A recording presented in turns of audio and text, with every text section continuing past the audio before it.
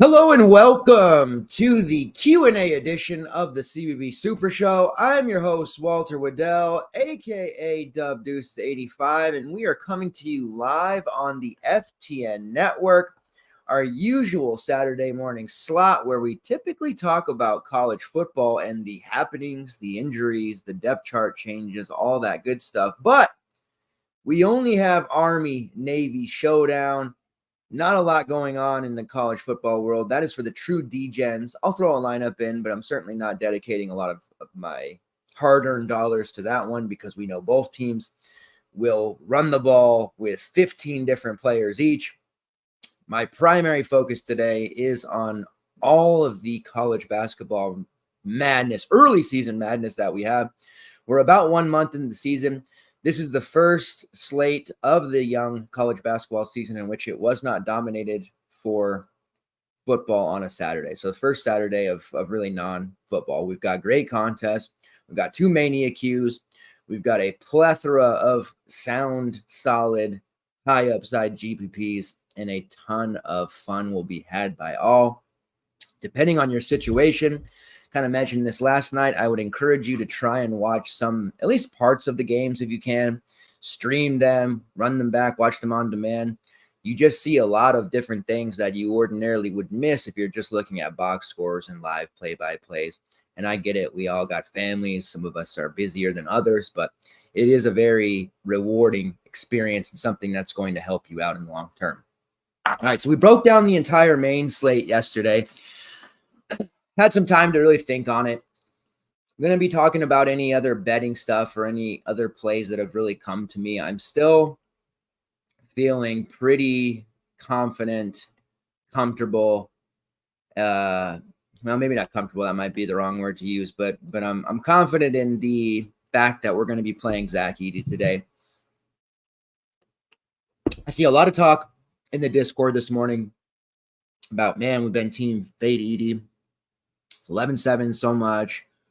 There's so much leverage fading him, and you're right. It is tough, especially if you've been fading him for majority of the season. There just aren't enough spots, I think, to make up the points that he's likely going to score. PJ Hall is definitely capable. We know he's broken the slate before. 9-8, you're getting just about a 2K discount. Janai Broom is there. He's got that high upside, but there really isn't a lot of other spots there. And if you're fading Edey, it's just really thin having to count on one, Janai Broom playing enough minutes against Indiana, which I think he will do well. But, we talked about it last night, kind of hosed a bit there with playing time because Pearl plays such a deep rotation. And PJ Hall, who is the typical focus of the opposing defenses, he will get his on the secondary categories such as blocks, steals, assists, rebounds. And he'll score a fair amount as well, but I don't know that he has it in him necessarily, although this is a good spot to put up the kind of score that I think Zach Edey might put up. Great spot, DVP-wise, the Alabama front court. I mean, it's really not too strong this season. Then you throw in the mix that, Nick Pringle having difficulties getting suspended for conduct detrimental to the team. Grant Nelson nursing an injury. Moeg is going to end up being the one that's on Edey. Foul trouble. The way that Edey's been getting fouls called, like the MJ treatment or the LeBron treatment, if you're, a newer basketball fan, it's just really tough to envision him not paying out. And the fact that they're playing in Toronto, which we also talked about last night, that is a spot in a city, a place near and dear to Zach Edey. He is a Team Canada from Toronto. So it's just so little upside to fading him. So I am still fully on board the roster Zach Edey train, and I know that is very difficult for some of you to hear. Hey, what's up, Jody? Live on the speaker at work. I love it. You know, one of my old sites, one of our producers used to put it on his work too, and he worked in a big office, and they had like a giant, like huge wall projector, and people that were walking outside their building could look in and see it, and he used to put me on there. Pretty cool. Maxing all today. Fill those yeah. You might ask me to see.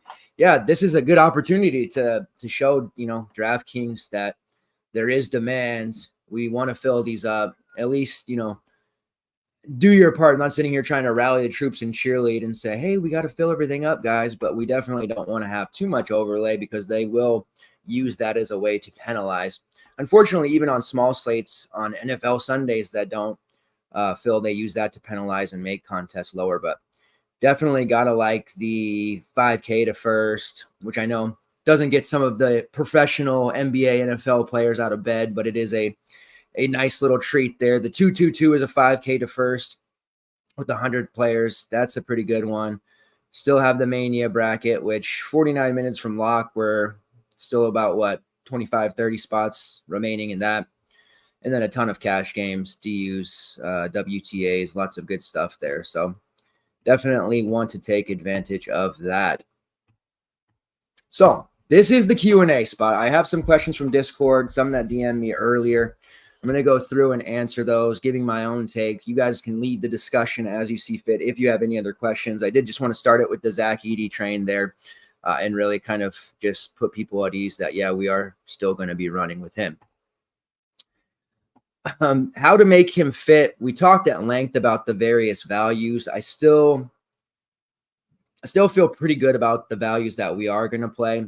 Keontae Kennedy of Cal, I feel, will be probably the highest owned player on the slate. If he isn't, there's something very wrong. Into the starting lineup, he goes as he's eligible, healthy, good to go. Cal's dealing with injuries with Devin Askew, who's still banged up, and going up against Butler. It's not the most ideal matchup on paper individually, but I doubt that Kennedy will be drawing Posh Alexander for long stretches.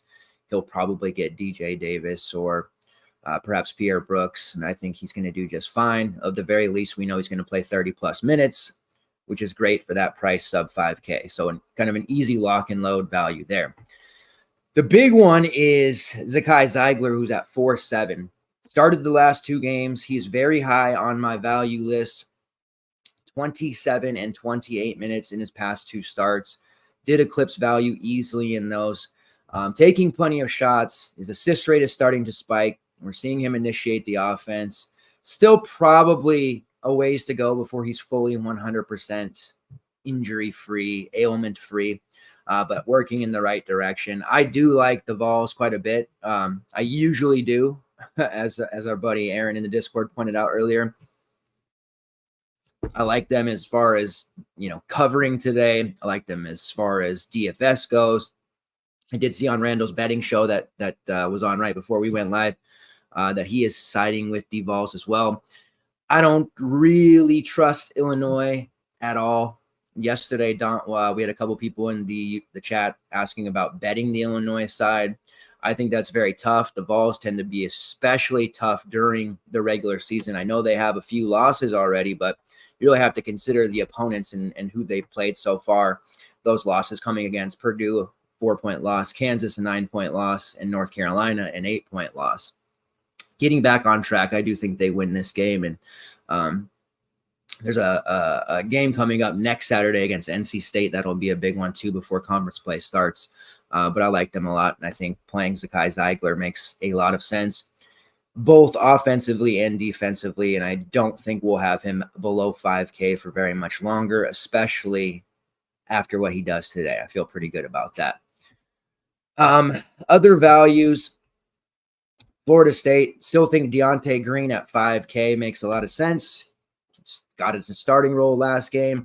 This is a fairly nice spot against the South Florida Bulls. I think that people are maybe overlooking Florida State a bit here, whether it's Deontay Green or my man Baba Miller or Jameer Watkins. I think one of those three should be in your lineup today. I really feel passionately and strongly that they're going to put up a big number. Baba might have a really nice game with his peripheral stats. Scoring is usually the issue. Deontay Green has been putting himself in a position to score high efficiency, high percentage shots. We talked about that last night. He has scored 10 plus real points in 4 straight games. I know Watkins isn't necessarily a value, but just wanted to group him in there because I do like that DVP spot. If you're going to go on the fade Edey train, I do see some value here on Purdue, Trey Kaufman-Renn, or Mason Gillis. Mason Gillis is still getting minutes pretty consistently, just a very low usage, low volume player. Fantasy point per minute number is not great. Kaufman-Renn is really kind of considered the heir apparent once Edey goes to the next level. He did show some of that upside against Iowa. When he gets the extended minutes, he has scored 20 plus fantasy points in 3 of his last 5. I do like him. If you're playing the Edey fade, it would be a good idea to get some Kaufman-Renn. And I usually look to go to Braden Smith as well, because if Edey were to struggle, that would mean Smith did a lot of the heavy lifting. But this Bama front court is very lean. If it's not Edey, then one of Kaufman-Renn, Gillis, maybe a little Caleb First would end up paying out. So you have that value there as well. LSU, we have Mikey Williams at 4.9. He's a starting guard for them. So there's cheapie that you could potentially look at. Moving on to the next group of values, Auburn. This is going to be a GPP winner if you can get the Auburn value correct. Bruce Pearl plays all of these guys, the guards and wings specifically, 15 to 22 minutes. Makes it very, very difficult. I do still really like Trey Donaldson sitting there at 4.5. To me, he's the one that should be playing way more minutes. Denver Jones has not gotten acclimated yet. He's been very slow coming over from FIU. Donaldson has a ton of upside, an NBA caliber skill set that needs to be refined further. We saw against App State in the loss, he was one of the only guys scoring during their droughts and when they were struggling. Has a fairly decent assist rate. Just overall a very complete player that I think has not even begun to scratch the surface of his overall upside. At 4.5, I do feel pretty good about using him. I've thrown a lineup in the 2-2-2 today, which is my first time this season playing that. Told you once we get in December, I'm going to start branching out, kind of diversifying my play. I'm going to start doing the 20 max and the multi-entry stuff. Starting Monday, I'm going to start having exposures and player lists and stuff as promised. Was a separate document from the articles that come out. So that is going to begin on Monday as well. So I'm just going to be sharing that with you guys. But I do like Donaldson a lot here, not only as a GPP play, but mainly okay with using him in your primary lineup as well. Chaney Johnson, KD Johnson, Aiden Holloway, Chad Baker, like one of those dudes is going to have a nice game here against Indiana. I feel pretty comfortable saying that. As far as which one it's going to be, that's a tough option because of the revolving door of minutes. There is merit to using CJ Gunn at 4K. Good overall matchup against a sometimes sloppy Auburn team. Gunn's coming off a 20-minute performance against Michigan in which he scored 20 fantasy points. Would he be getting additional minutes here again? That is a possibility. Gabe Cupps is just a Fitbit standing around type guy. It would be nice to see Gunn get further minutes and kind of show his skill set further. That guy can definitely score. Other values, Chauncey Wiggins is still cheap, 4.3. We've got Alex Hemingway out for, at least another couple of weeks, it sounds like. Heading into this morning, Jack Clark had the questionable tag. He is officially out. So we will see a situation again in which Wiggins gets to start here against a TCU team that is fun on paper, but defensively they are certainly no steel curtain, if you will. So I like Wiggins a lot at 4.3. I think he saw a huge amount of ownership on that last slate. I would expect him to see a pretty big spike again. Just a guy, sub 5K playing 20 plus minutes at that price. We got to get Edey in. That's a good way to do it. So Chauncey Wiggins is a very high priority value target. Just working through the slate here on all the cheapies. On the Richmond side, Deej Bailey at 4.9, another cheapie who is not starting, but might as well be getting starter minutes. We talked about it at the actual starter, who's 3K, Roche, being a very inconsistent player, gets a lot of empty minutes. And what ends up happening is Bailey checks in and closes games out while Roche doesn't. So Bailey's been trending towards, the 30-minute mark for the past couple of weeks. He's now done so, played 27 or more minutes in 3 of his last 5, has scored 20-plus DK points in 4 of his last 5 as well. Florida, while they are an opportunistic group, they cause problems. They're a fun team. I'm actually really affectionate towards this Florida group this year. I do think that defensively they will be giving up fantasy points continually. So Deej Bailey is still certainly in play there at 4.9. He's going to get to a point where he approaches 6K where he's probably not going to be as an appealing option, but Richmond's been on the slate a lot, and seemingly every time they are, Deej Bailey has been coming through at his minuscule price. Arkansas versus Oklahoma. There is Trevon Brazile banged up to the max, has not been practicing, highly questionable. There is value. Kutri was even talking about in the Discord there, maybe Makai Mitchell, who sits there at 4.2. I don't know, man. Porter Moser, his defense, Oklahoma Sooners, like I don't even know. There's certain teams that I'm just not going to be targeting against, and Oklahoma is one that I'm probably not going to be looking or prioritizing against them very often. If there is a play that falls in our lap, like a Makai Mitchell starting, that's fine, but it's not as if Musselman is guaranteed to play a starter 30-plus minutes. How often have we seen him start a guy? It's like, oh, this is great value, and then he ends up playing 3, 4, or 5 minutes.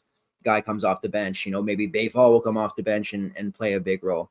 So there's not a lot of trust there for me. They're mainly just GPP looks for me. Still like Leighton Blocker. He's 4.6. He seems to be immune to the Musselman treatment, but the second you really feel comfortable and you end up rolling Blocker at this price, and we've been using him at a lower price kind of without thinking about it, and it's worked out. But as he approaches 5K and beyond, the risk is double and tripling. And it's going to be very tough because I think at any time Blocker could end up getting rug pulled by Musselman. And then on the Oklahoma side, really like that trio of Awe, Uzan, and McCollum. Those are all 3 guys. I would be fine using one of them in your main lineup if you want today. There is just a little bit of value there in Latrey Darthard, the Utah Valley transfer at 4.8, has played 26 and 27 minutes in each of his last 2 games. I like this spot. I like the matchup against Arkansas, and I don't mind getting some Oklahoma exposure here. Now, the game is in Tulsa. Indiana Joins eloquently pointed out that usually when these 2 teams have played in Tulsa in the past, the Arkansas fans usually show up in droves. I did see on a few message boards this morning people talking and being frustrated about it, especially Oklahoma fans, but that it's been in the past like 80 to 90% Arkansas fans. So, maybe not such a neutral court after all, but that doesn't necessarily worry me all that much. All right. 20 lineups, how many Edie? So, ordinarily, unless it's a value, like a totally mispriced play, then I will, and I'm like high on them, I will go the full max, like near 100%. When it's a high price player, I usually like to leave myself a few out. So today, ordinarily, if I'm playing Edie, I'm probably coming in somewhere between like 35 to 40%. But this slate, this matchup, this location, I'm probably like 80 to 90% Zach Edey today. I do not have 20 lineups today. That is going to be starting for me on Monday as well, which is why I'll be releasing my exposures report. But if I were to be running 20 lineups, there would be only a handful that didn't have Edey. Very, very low number. His chances of like not working out today are so low. And I realize for a lot of us who have been underweight on Edey this season, this would be the spot where we finally buy all in, and then he drops a really tough 28 or something like that. But geez, there's just very, very little chance of him not working out. Favorite 6.7K or less player, last person in. Already have Qgel. Qgel is one of our core plays. important distinction to make. Now, with Edey and the lineups that we're making in the values, I just ran through the value list because I think it's pertinent to kind of, throw that out there. And here's the main guys we're looking at. Depending on which of the group you went with there, with Ziegler, obviously Kennedy, because we're pretty much lock buttoning him in there. Perhaps one of the Auburn guys, you're in Chauncey Wiggins at 4-3. You're going to be left with about 2 to 3 spots where you're going to be able to pay anywhere from 5.8 to like 7.5. And that 6-7 range that you're referencing, I'm familiar with the lineup, or at least the base of that lineup that puts you in that range for your last man in. So I have had time to look at this and really consider it, and you're just short of Caleb Love, who I am kind of still on never using him in my main build. Last year for North Carolina, he had a couple of really good spots where he let us down, and I'm not quite to the level of trust with him yet anyway. So that's fine that we're priced out of him technically. But looking at the range that you're looking at, minus Riley Kugel, who we're already on, you really have 3 options that look to me optimal and that I would be fine with. The first would be Javion McCollum for Oklahoma, sitting there at 6.5. The praise that he's been getting from the Oklahoma coaching staff, Porter Moser in particular, the fans, the beats, there's the name Hollis Price being thrown around, who is widely considered one of the best Oklahoma players of the last couple of decades. I mean, that's a lot of hyperbole there, but they really like this kid. He's playing extremely well.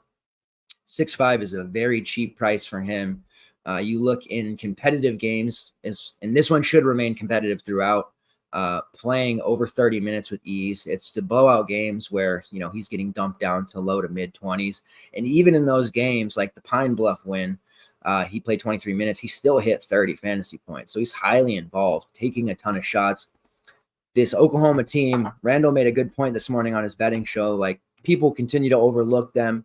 The roster that they have, like most non-D-Gen people, the opposite of us, wouldn't even be able to name a player on the Oklahoma roster.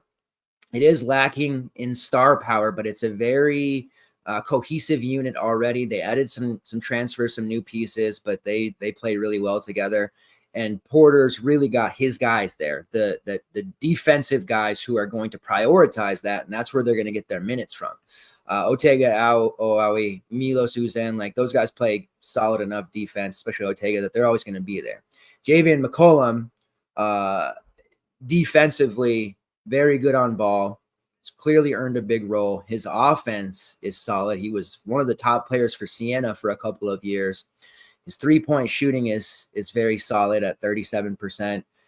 Just a lot to like there about McCollum. So he would actually be my favorite in that range that you're looking. That may surprise some people, and I've already had a few you haven't really talked about Posh Alexander. I did reference his triple-double last night. Did talk about the fact that I have a St. John's jersey hanging behind me. Disso's jersey's in front of it right now. Shouldn't disrespect the GOAT like that.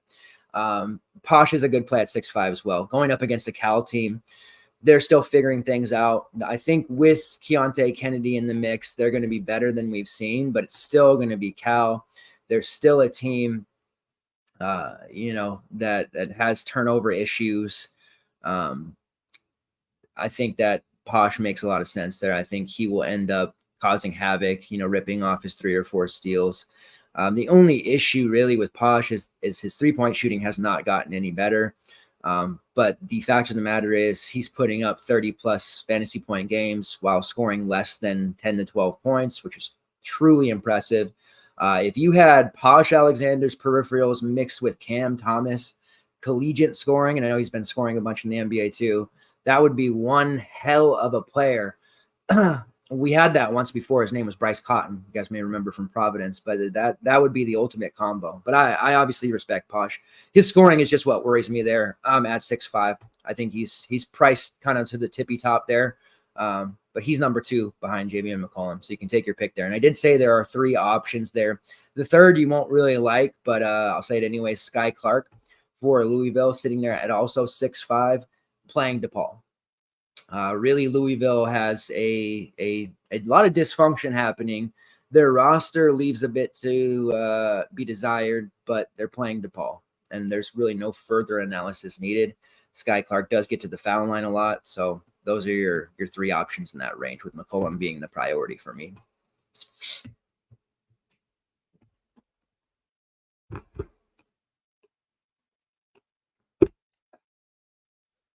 All right, let's just check here. The old Discord.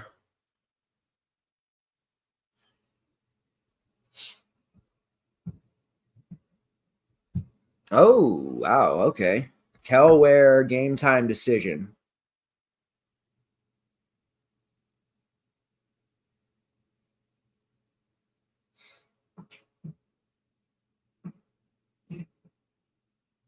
That changes things. Malik Renew would be a major step up. Kenzie Mbako, of course. Janai Broom would. I think that Auburn was already going to kind of push around their front court to a degree. But Broom is really good if Kelware can't go. Wow. That's pretty big news. Devin Askew still out. Jalen Celestine is active for the first time in a month, so he'll be available. Whatever, that's not going to affect Keontae Kennedy too much, but that Kelware news, that's huge. That's real huge. So I would tell you, if you're on Fade Edie, then you can pivot to Janai Broom. Maybe if you're throwing out some super punt lineups, you can try to play Broom with Edie there in a super GPP look. Yeah, I'll have to process that one a little bit more. I think Malik Renew, though, is ultra sneaky there from the Indiana side. Have to like that one a lot, so we'll see what happens there. Anthony Walker and CJ Gunn are also questionable. Malik Renew's lived on the injury report for the last few weeks as questionable, but I suspect he'll continue to play.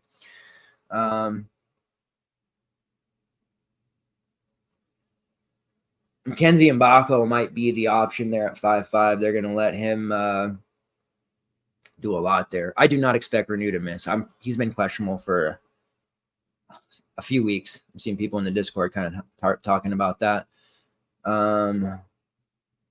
Part of the problem is with the Indiana game, we're back into the MTE event, and that is a neutral court game that's happening in Georgia. So depending on how the first game goes there, we may be behind. So we're going to have to be vigilant on Twitter because I'm not so sure we'll have that information available to us on Stat Broadcast or Sidearm. Something to be aware of here as we start getting into lock. That, of course, is see if they've changed. They don't usually change the lock times. They even moved that one up. So it's 10:45 a.m., 1:45 on the East Coast. And I'm pretty certain that was a 11 a.m. start initially. So they bumped that one up. Don't love that. So we'll see. I don't know why they bumped that up because I don't think the game time actually has changed.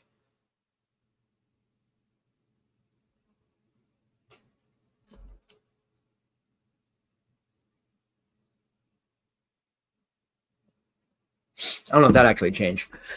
So a couple people asking about Celestine making Kennedy fadeable. I do not think so. But if you're looking for a reason to get out of playing too much chalk, there's a way to do that.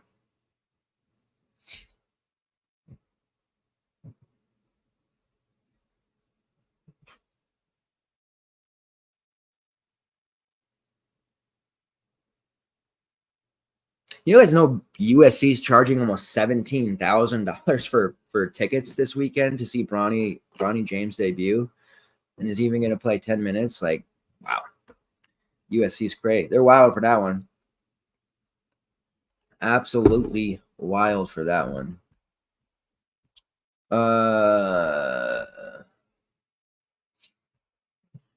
Is there a scenario in which Edie doesn't work out today? I mean, he's going to foul out pretty much everybody on Bama's front court. It would take him, God forbid, getting hurt or foul trouble for him to actually not work out, I think. So it's still a tough fade here. But you can get the Broom Edey lineup in and not hate it.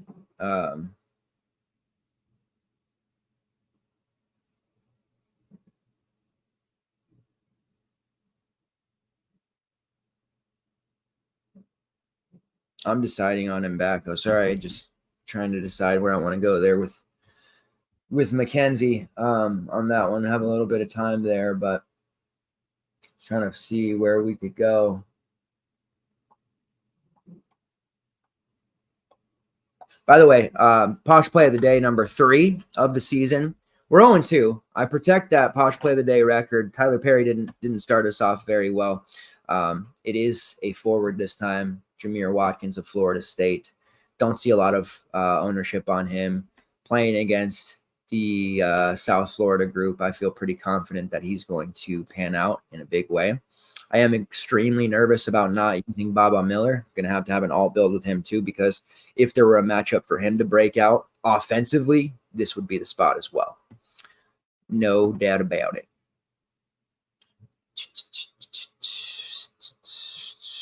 Dave asked, Chico Carter. Yeah, man. The biggest and best game stack that nobody's going to be on, mini game stack, is Louisville versus DePaul. Both teams awful. Both programs are just in the dumps right now. Theoretically, multiple players should pan out here. Chico Carter has adopted and assumed a alpha role for this DePaul program. He has been churning out, 4x plus performances. He's really good at this 6'4" price point going against Louisville. He's going to play nearly every available minute. 6'4", he's not ahead of the others, up to 6'7" options that I just kind of highlighted with McCollum, Posh Alexander. But he's up there, definitely. He's kind of fringe, third, fourth in that group for me. I think he's a nice play. But he's mainly a GPP look for me. The play that I like on paper keeps on popping up, and I'm kind of like, manually turning that down is BHH, Brandon Huntley Hatfield, because he's never been good for me. He's not a consistent player, but if he can stay on the court for 20 plus minutes, I just don't see how he doesn't just completely terrorize DePaul in this spot. All right, I'm going to pull up some other slates here, and then we'll kind of wind it down. So we have the 6-gamer coming up. It's got the Cincy Xavier matchup on it: BYU, Utah, Ohio State, Penn State, UCLA, Villanova, St. Mary's, Colorado State, and Missouri, Kansas. This is a very fun slate indeed. For me, looking at that one, a mini stack of Xavier, Cincinnati. Regardless of how bad Xavier's looked this year, they always get up for this game against Cincy. Both of these programs, a deep-rooted hatred for one another. Cincinnati side, there are some nice cheap options here. Skillings, our man Dan Skillings, high usage kid, 5'8", very intriguing price for him. He's got the Terry Eason vibes to him. We have Aziz Bandago at 5'6". Xavier's front court's really, not been great, not healthy. I do like the idea of paying that $8K for Victor Locken. I do think he is going to have another big game. And then Day Thomas at 6'4". Any of those guys are solid to me. The cheap price at 5'2" for Abu Osman, I think that is a pretty strong value option for us in that one as well. You have your pick of Olivari, Cloud, and McKnight. They're all priced up now, so not as high on them, but they're definitely options. The Ohio State Penn State game there, it's a Zed Key time. That is the Zed Key special. He's 6'1", don't love it. His minutes haven't been great, but he doesn't necessarily need a 35-minute game to absolutely detonate in this matchup. Gives us the 2022, he will still pay off because he's going to grab a lot of rebounds against this Penn State front court. So big DVP spot there. Zed Key, to a lesser extent, Felix Okpara. He should also grab a bunch of rebounds. He's there at 5'4", so if you can't justify the Key play, Okpara is there. I like either of them, but Key is my preference. And then one of Roddy Gale or Bruce Thornton makes a lot of sense there. Nick Kieran at 4'6" is a value play on the other side for Penn State. And then Kanye Clary at 6'5". I suspect people will be playing him in a high number on that slate. He's just been ridiculous. 17 shot attempts against Maryland a couple of games ago, 22 shot attempts against Butler, 14 against Texas A&M.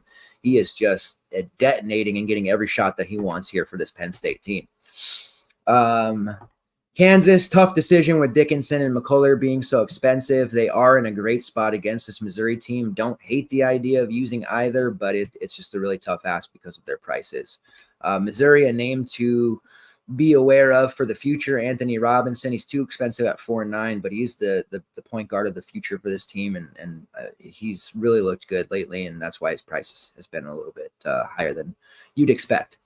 St. Mary's has been a dormant team this year. They're just getting knocked around by everyone. Love Colorado State against them. Isaiah Stevens at 8.8. That is a underpriced salary for him. So if you can get to him, it's great. They have numerous injuries in their guard and wing spots. Josiah Strong, who's going to miss about a month and a half.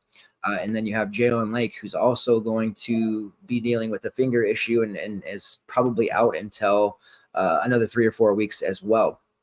They did get the sophomore Taviante Jackson back and the heir apparent to Isaiah Stevens.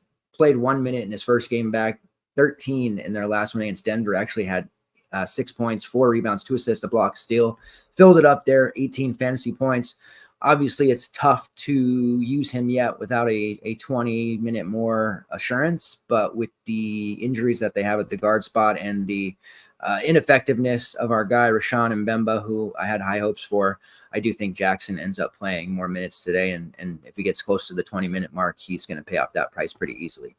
Villanova, there's no Justin Moore. Look for Tyler Burton again. He is going to be an alpha. He took the alpha role last game against Kansas State when Moore went down. 6K, price went up 400, still a very strong option, even against UCLA. You can also look at Jordan Longino, TJ Bamba, and Hakeem Hart because of the fact that there's no more.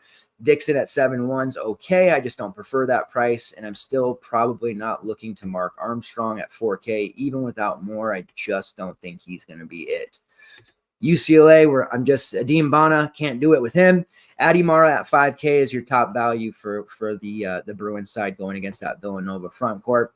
And then probably my favorite play of the slate on that one, Jackson Robinson at 6'3" for BYU. High usage, high shot rate. He is really, really good, and he has a lot of freedom on this BYU team. They've been involved in some severe blowouts, which has cost him some minutes. But you see in the NC State game, which ended up being relatively close there at the end, he played 29 minutes, ended up with 34 fantasy points. Jackson Robinson is about 1.5K too cheap. He should be 8K or more. That's my favorite play of the slate there. Utah, Brandon Carlson missed the last game. I would suspect he plays today. If not, you have Lawson Lovering there at 5.4, Ben Carlson at 5K, who had a very nice game without his family member there, and Keba Kaida at 5'9", who completely detonated for 40 fantasy points. He has scored 24 or more in 3 of his last 5 at 5'9". He's probably not a good play there with Brandon coming back. Without him, he would be a pretty big lock and load. So that's the afternoon slate in a nutshell there very quickly for you. Let's circle back around. Who's going to pull the biggest upset today? The answer's obvious, isn't it? America's team. America's team. The purple and gold against Gonzaga, the Washington Huskies. They're going to pull the upset on Gonzaga and beat them for the first time in a million years.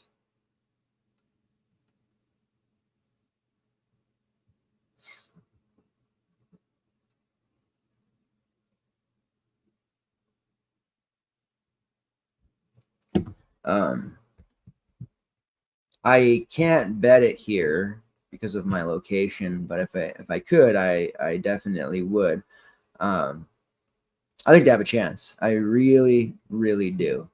But the biggest upset would be any ratings at all for Louisville DePaul. That's a pretty big one.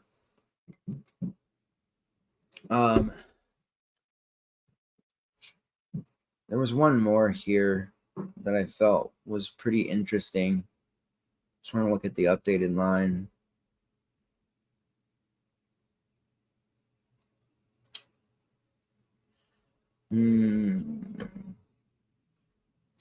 Santa Clara. I don't know. I'm still respecting Santa Clara too much. I think they're 9.5-point dogs to New Mexico. I don't feel that great about New Mexico at this current time. So I think Santa Clara has a chance to win that outright. That's probably the more realistic upset of the two. But Washington, the biggest upset of the day against Gonzaga. Mark it down, book it, do what you do. A lot of Caleb Love rostership, it seems. A lot of people are going to be using him. I'm probably way underweight compared to the rest of the field if that's the case. It's not that I don't like him against Wisconsin or in general. It's just almost 7K and playing much better, more consistent so far for Arizona. But it's still Caleb Love, and I have a lot of scars, unhealed scars that with Caleb Love. That's just going to make it difficult for me to use there. I do really like Kylan Boswell, though, at 5'8". It's one of those mid 5K range plays. I just love the way he plays. Think he's a really nice, safe option here. If he would have been in the low 5K range, even like 500 cheaper, I think he would be a core play for me there, but just not quite to his level just yet here. What's up, Don? How we doing, my man? How we doing? All right. Real quick, I'll go over the night slate rundown of core and just plays, and then we'll get out of here. That way you guys have all the slates in front of you and where my head is at. This one, Rutgers versus Seton Hall, Notre Dame versus Marquette, Irvine versus San Diego State, and Gonzaga versus Washington. First things first, really like Anton Watson in this game at 7-9. I know it's high price to pay for him, but he's just so active. He's now, he's waited his time. He has been very patient, contributed where he could, and now he's finally getting an opportunity to be one of the alphas, one of the leaders, one of the top players on this team. And I think he's going to produce a very strong 35-plus fantasy point game. He's somebody that I've followed for many, many years, and I'm just a really huge fan of his. So it makes me very happy to see him succeed. I think he'll end up having a massive game. You can pretty much look to him or EK, and then, obviously Nemhart, Hickman, maybe even Ben Gregg to a degree there. On the Husky side, I would love to play Corin Johnson at 5'5", but unfortunately not there with the usage. He is getting minutes, but Severe Wheeler at 7'4", still the top Washington play. He's transformed and reverted back to his early career Georgia version where he's capable of scorer. He's making shots. He's driving to the basket. He's actually being aggressive and not just looking to defer all the time. And he's playing really, really well. Frank Kepnang at 5'2" is a very strong play. If he can avoid foul trouble and get one of Watson or EK into foul trouble, Kepnang will have a massive game on the boards. Jaden Leday is a stud. I know it's over 10K, but there's nobody on Irvine that's going to check him. He is just a fantastic overall option if you can get there. Darian Trammell at 5'4" is a relatively strong value play. On the Irvine side, you have some cheapies. Justin Hahn at 5K, Andre Henry at 4'8", Darren Sarin. It's tough seeing Darren Sarin at 4'7". Any of those guys are in play there, a little bit of savings. The San Diego State defense is stout, but it is a group that's giving up some fantasy points this year. So it's a little bit of a retraining your brain there that they're not a total fade. Their opponents aren't a total fade against them this year, at least right now. Tyler Kolek's too cheap at 8K. Expect heavy ownership there. You will need to play him. Cam Jones is fadeable at 7K, but still a really nice option if you can get there, because Notre Dame is a team equally or even worse than Louisville. My man Tay Davis is finally blowing up. His last 3 games, he scored 27 plus DK points. Love it. I do think he's a really strong option, but I have to pump the brakes because because every time I tried to exploit what is a perceived DVP spot against the Marquette front court, they continue to hold, contain, deny those opposing front court players. So I probably won't be on Tay Davis here, but that is a DVP spot that I'm really like being stubborn about and trying to make work, but it's not quite working right now. And then the Rutgers Seton Hall game. Rutgers has some great prices like Derek Simpson at 5'6", but man, he's been bad. Minutes evaporating. I don't think we can use him. Andre Hyatt is the most coveted of the Rutgers options for me at 6'3". And then on the Seton Hall side, Kerry Richmond's almost 9K. That's pretty tough. I think Jaden Bediako is likely in foul trouble there at 6'4". Hutchins Everett is there at 4'8". Did return, played 11 minutes against Baylor, was pretty effective in those 11 minutes, all things considering.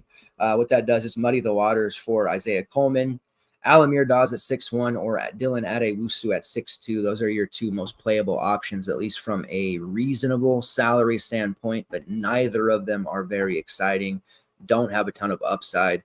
Not the best game, even on a 4-gamer. Don't want to fully fade it, but I'm not prioritizing it by any means. Ross or Shrewsbury for the night slate. I would lean Ross. I like Marquette's like 3 or 4 key subs that they use, and Ross is definitely near the top of that list. Definitely near the top of that list. All right. Anyone at 4 or 5 we like, not named Keontae Kennedy or Mekhi Mitchell. I don't know. I mean, Chauncey Wiggins, I like a lot more than Mekhi Mitchell. Is Mekhi Mitchell going to be a thing?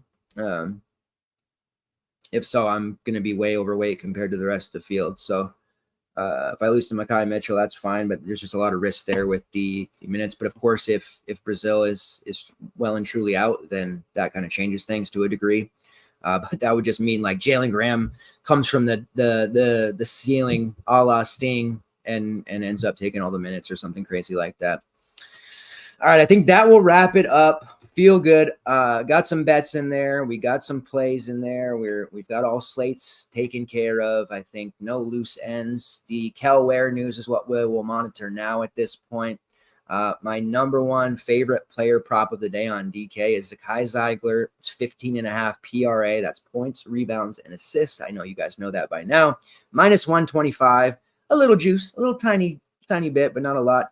15.5. I do think Zeigler's just he's semi back. He's not fully back, but he's semi back. And I think after today, more and more people will start to recognize that, hey, Zakai is starting to look like he was pre-injury. Look out. I don't think he'll be under 5K anymore after today. So that is that. Thank you very much, guys. I appreciate that continued support. Hanging out with me last night, hanging out with me this morning. I'll be back Monday night, CBB Supershow, to talk about the Tuesday CBB slate. There is a big slate of games next week for college football with bowls. So we will have a show Thursday night breaking down that Saturday slate, myself and Jake Kuchek. Please make sure you smash that like button. Please make sure you support the content. And please make sure when you hit those green screens tonight that you flood the Discord and my DMs with them. Show me those winnings. I get super excited, more so for you guys than I do myself. I'm out of here. Thanks, guys. See ya.